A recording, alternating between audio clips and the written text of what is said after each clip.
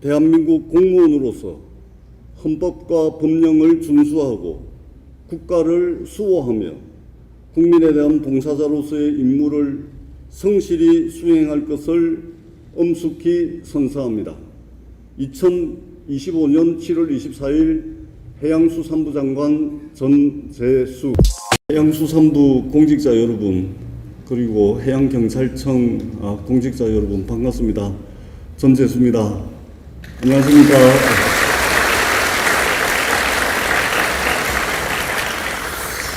여기 이렇게 취임사를 준비를 했는데요. 이 취임사는 언론에 좀 배포를 해주시고, 우리 해양수산부 내 공지 같은 거 올리는 데가 있죠. 거기에 좀 올려주시면 고맙겠습니다. 그렇게 준비한 취임사는 그렇게 좀 가름을 하고요. 제가 평상시에 가져왔던 생각들을 우리 공직자 여러분들과 함께 좀 나누고자 합니다. 제가 오늘 취임을 하게 되면은 이제 했는데 24번째 장관이죠. 23분의 해양수산부 장관이 아마 여기를 거쳐갔었을 텐데, 이 23분의 장관님들 중에서는 아마도 물과 기름처럼 지내다 가신 분도 있을 테고, 언제 왔다 갔지? 그런 느낌의 장관도 있었을 테고, 야, 두 분 다시는 좀 안 봤으면 좋겠다. 이런 아마 장관도 있지 않았겠습니까? 아울러서, 야, 참, 그 사람 참 괜찮았다. 정말, 괜찮은 장관이었다. 이런 분도 계셨을 테고, 다른 건 몰라도 정말 실적과 성과 하나만큼은 확실하게 내고 가셨다. 이런 이제 평가를 받는 장관님도 계셨을 겁니다. 저는 과한 욕심인지는 모르겠지만 참 괜찮은 사람이었다. 뿐만 아니라 실적과 성과도 많이 낸 사람이다. 이런 이제 평가를 받고 싶은 욕심이 있는데, 근데 여러분, 저 전재수가 좀 미우시죠? 안 밉습니까? 서울에 있다가 12년 동안 세종에 둥지 틀고 이제 좀 자리 잡아가지고 안정적으로 국가와 나라를 위해서, 국민을 위해서 봉사하겠다. 이 좀 안정적으로 좀 기반이 잡혀가지고, 집을 사신 분도 계실 테고, 또 부부 공무원이 돼가지고 이 세종의 틀을 잡고 계신 분들도 계실 텐데, 서울서 세종 내려가라 해가지고 내려갔더니 또 부산 가락한다. 이거 제가 해양수산부의 공무원이라 하더라도 야, 이거 날벼락 맞았다. 이런 생각을 할 것 같습니다. 진심으로 그렇습니다. 그런 측면에서 볼 때, 전재수 저 사람은 내가 겪어보지도 않았고, 이야기 한마디 해보지 않았고, 알지도 모르는 사람인데, 일단 좀 밉다. 좀 미운 사람이다. 아마 이런 생각을 하실지도 모르겠습니다. 그것이 저는 인지상정이라고 생각을 합니다. 그러나 여러분, 세종에서 부산으로 내려가는 것은 대통령의 큰 결단이었습니다. 그리고 부산으로 내려가는 데 있어서 여러 가지 해결해야 될 과제들이 산적해 있는데, 그것은 제가 풀어야 될 과제라고 저는 생각을 합니다. 대통령께서 이런 결단을 하신 것은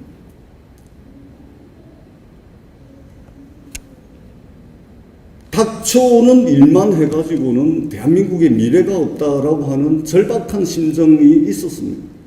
여러분들 잘 아시다시피 올해 경제 성장률이 0%대로 떨어졌습니다. 우리가 가지고 있는 자원을 총동원해가지고 최적화된 형태로 조합을 하더라도 소위 말하는 잠재성장률이라고 이야기를 하죠. 이미 1%대로 떨어졌습니다. 근데 이것이 완만하게 하강하는 것이 아니고 급격하게 하강을 하고 있습니다. 대한민국이 가지고 있는 이 일극체제, 서울 수도권 중심의 이 성장 엔진 하나만 가지고서 위태롭게 날고 있는 이 대한민국을 생각을 한다면 우리가 선도적으로 준비할 수 있고 그렇게 해서 선점할 수 있는 것이 있다면, 그렇게 해서 위기에 빠진 대한민국을 구하고 대한민국의 지속 가능한 성장의 길이 있다면 그것을 대통령께서는 바로 그것을 북극 항로에서 찾았고, 그리고 그 역할을 해야 될 것이 바로 해양수산부다. 그래서 상징적이고 실효성 있는 해양수산부를 부산으로 옮겨야 되겠다라고 하는 결단을 내린 것입니다. 출근하면 국가공무원으로서의 정체성을 가지고 나라와 국민을 위해서 봉사를 합니다. 국가공무원으로서의 정체성을 가지고 있는 것이죠. 그러나 퇴근하면 한 집안의 가장으로서, 아이들에게는 아빠, 엄마로서, 남편, 부인으로서, 부모님에게는 아들, 딸로서의 정체성이 있는데 국가공무원으로서의 정체성으로서는 이해를 하겠다. 그런데 이 3터는 어떻게 할 거냐? 대통령께서 큰 결단을 했지만, 그리고 우리가 해결해 나가야 될 과제들이 산적해 있고, 정주 여건은 어떻게 할 것이며, 아이들 전학 문제는 어떻게 할 것이며, 주택 문제는, 거주 문제는 어떻게 할 것이며, 산적해 있는 문제들이 많이 있습니다. 제가 윤병철 노조위원장님 뵙고 단식을 함께 머리를 맞대고 함께 좀 해보자라고 이야기를 하면서 단식을 해제를 하셨는데, 윤병철 위원장님께서 제게 몇 가지 우리 해수부 공직자분들의 사례를 제게 전해주시더라고요. 정말 저는 진심으로 공감했습니다. 저라도 그렇겠습니다. 그 사례들을 보면서 이게 만만한 문제가 아니구나라는 것을 느꼈습니다. 그럼에도 불구하고 해결하지 못하고 극복하지 못할 일은 저는 없다고 생각을 합니다. 여기 계신 분들과 함께 제가 아마 내일부터 업무를 하게 되면 엄청 바쁠 겁니다. 북치고 장구치고 해야 될 그런 일들이 있을 겁니다. 그럼에도 불구하고 여기 계신 우리 공직자분들과 함께 머리를 맞대고 우리가 당장 직면하고 있는 여러 가지 문제들을 해결하기 위해서 머리를 맞대도록 하겠습니다. 함께 소통하고 함께 얼굴을 마주보면서 머리를 맞대 나가면서 우리가 직면하고 있는 문제들을 해결하기 위해서 최선을 다하도록 하겠습니다. 정부가 동원할 수 있는 모든 자원을 동원해서 그동안 이전 공공기관 사례들이 있고 우주청 이전 사례도 있고 여러 사례들이 있습니다. 다 끌고 모아가지고 우리가 정말로 북극항로 시대를 선도하고 선점할 수 있는 그 역할에 충실할 수 있도록 여러 가지 문제들을 함께 해결해 나가고 장관으로서 최선의 노력을 다하겠다라는 약속을 여러분들께 드리겠습니다. 그리고 공직자 여러분, 하필 왜 부산이냐? 여러분들 잘 아시다시피 부산은 항만 인프라가 잘 되어 있습니다. 세계적 경쟁력을 가지고 있는 항만 인프라를 가지고 있습니다. 뿐만 아니라 세계 최강의 조선벨트를 가지고 있습니다. 울산, 부산, 거제도로 이어지는 이 조선벨트는 세계 최강의 기술을 가지고 있습니다.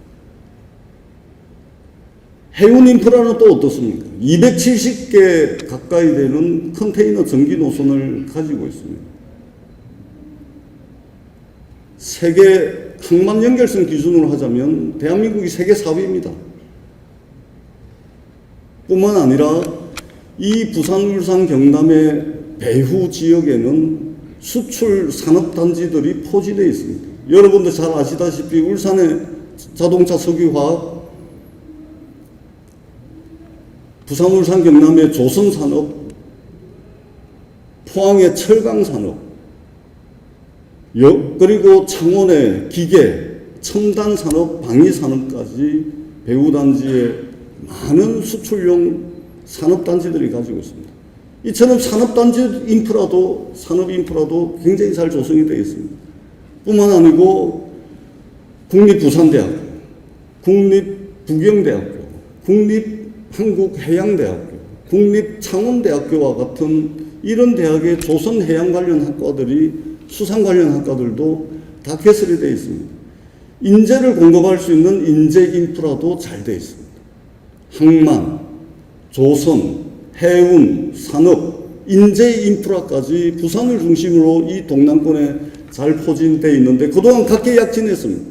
그래서 저희들은 행정기능을 총괄하는 해양수산부, 사실상 사법기능을 총괄하는 해사전문법원, 그리고 경쟁력 있는 해운선사, 그리고 여기에 전문적으로 투자할 수 있는 동남투자은행까지 우리가 집적시켜가지고 그동안 각계약진하던 이 산업과 모든 인프라들을 전부 집적해가지고 극단적이고 최고의 시너지 효과를 낸다면 대한민국이 한반도 남단에 서울 수도권을 또 하나 만드는 것입니다.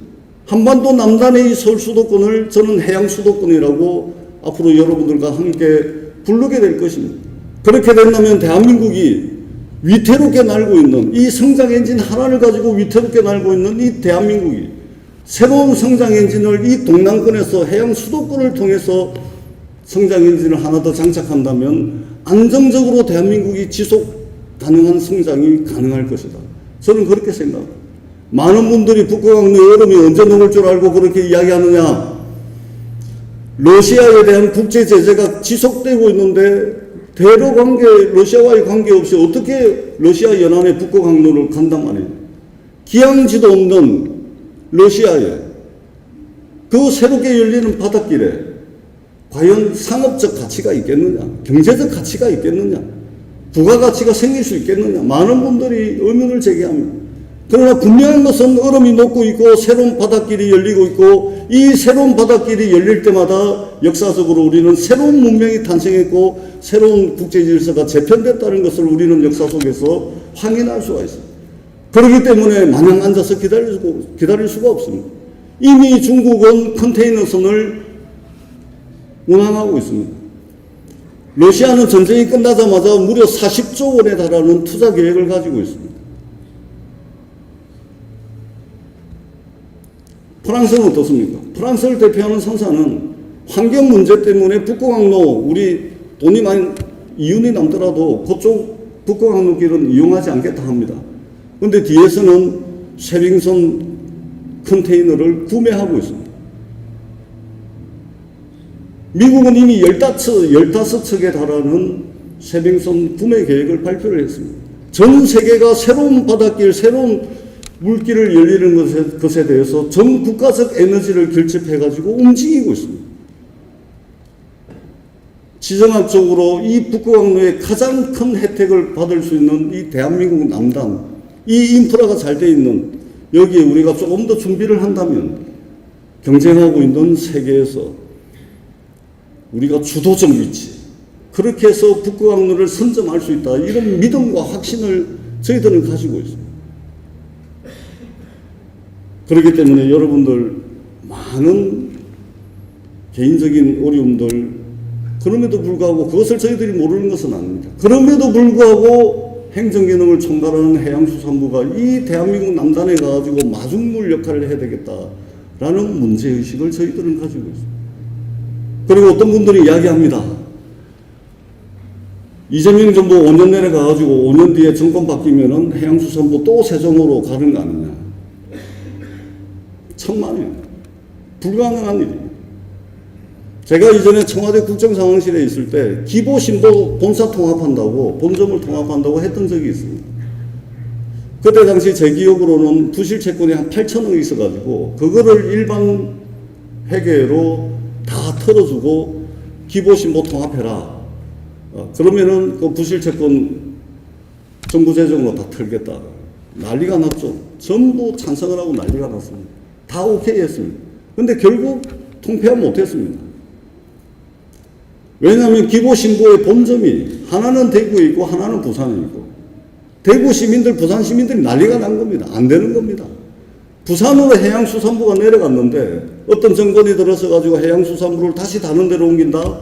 해양수산부의 기능과 역할을 축소시킨다. 해양수산부를 다른 부처와 통폐합을 시킨다. 불가능합니다. 여러분들 잘 아시다시피 해양수산부는 통폐합의 역사를 가져왔습니다. 정권이 바뀔 때마다 기능과 역할이 축소되고 정부조직 개편한답시고 융복합시대라는 명분으로 해양수산부를 여기저기 통폐합하는 그런 논의가 실제 이번 대선에도 있었지 않습니까? 근데 부산으로 내려가면 이 해양수산부는 절대 없어질 수가 없습니다. 기능과 역할이 축소되는 일도 없을 겁니다. 영원한 부처로서 다른 부처는 다 통폐합이 되거나 기능과 역할이 조정될 수는 있겠지만 해양수산부는 그것은 불가능합니다.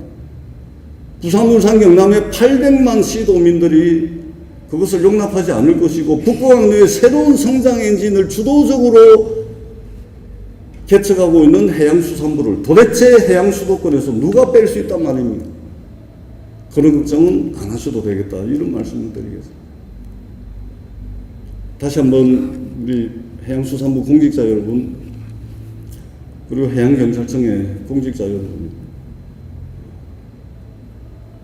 제가 장관직을 그만두고 떠나는 날에는 제가 서두에 말씀을 드렸듯이 그 사람 참 괜찮은 사람이었다, 다시 한 번 더 보고 싶다, 뿐만 아니라 실적과 성과도 많이 된 사람으로 기억에 남을 수 있도록 최선을 다하겠습니다. 열과 성을 다하겠습니다. 그러나 혼자서는 불가능합니다. 여러분들께서 마음을 보태주시고 힘을 보태주시고 그렇게 해서 이 한반도 남단의 새로운 성장의 전진기지 해양수도권을 만드는데 여러분들께서 도와주십사 하는 그런 간곡한 부탁의 말씀을 드리도록 하겠습니다. 그리고 이전에 따른 그 고충, 불편함, 힘듦, 장관실은 열려 있을 것입니다. 제 핸드폰도 다 공개하십시오. 저에게 개별적인 고충도 좋습니다. 언제든지 말씀 주십시오. 제가 팔 걷어붙이고 최선을 다해서 해결하도록 하겠습니다. 해결하지 못한다면 따뜻한 위로의 말씀이라도 나눌 수 있는 그런 장관이 될 수 있도록 부단히 노력하도록 하겠습니다. 다시 한번 우리 해양수산부의 공직자 여러분 뵙게 돼서 반갑습니다. 그리고 해양경찰청의 공직자 여러분 뵙게 돼서 정말 반갑습니다. 여러분들과 함께 국국의 얼음을 깨고 나가는 세빙선이 될 수 있는 그런 장관이 되도록 하겠습니다. 도와주십시오. 고맙습니다.